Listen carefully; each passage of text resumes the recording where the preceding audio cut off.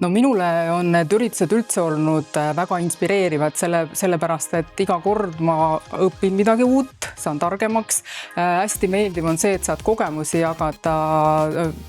teiste inimestega ja kindlasti näiteks, kuna meie asutus on võtnud endale eesmärgiks ka unistuste tööandjaks saada mingi aja pärast, siis täna oli väga inspireeriv kuulata just Helmese kogemust, kes on siis aasta unistuste tööandjaks ju valitud. Et AI on kõikjal meie ümber, me näeme, et see on selline mull, mis natuke väsitab juba meid kõiki, et mingil hetkel ta võib ka plõksust ju katki minna, et lihtsalt me räägime sellest nii palju, aga kuna IT-valdkonnas AI-d saab ikkagi väga targalt rakendada, siis ma näen meie töös kindlasti, et see efektiivsuse tagajamine läbi targa AI kasutamise tuleb, et aga kui on küsimus, et mida me oleme kuulnud, et kas see tähendab, et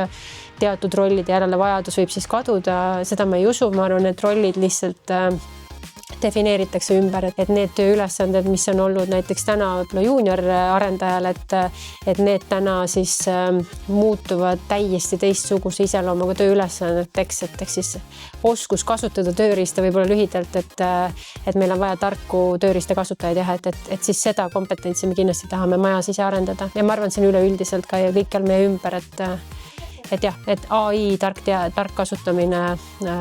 meie ettevõtetes siin.